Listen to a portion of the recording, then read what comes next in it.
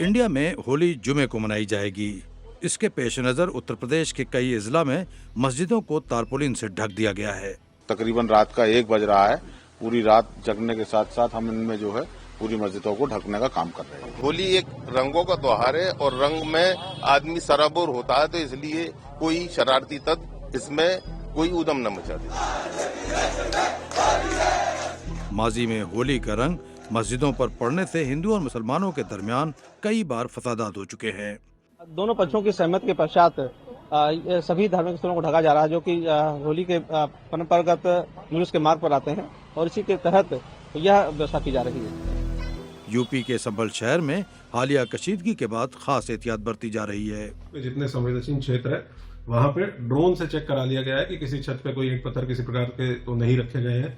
जितने mix population के संवेदनशील एरियाज हैं वहाँ पे भी थाना प्रभारियों के द्वारा और सर्कल ऑफिसर्स के द्वारा भ्रमण कर लिया गया है। कई मस्जिदों ने एहतियातन जुमे की नमाज का वक्त 2 बजे के बाद रखा है।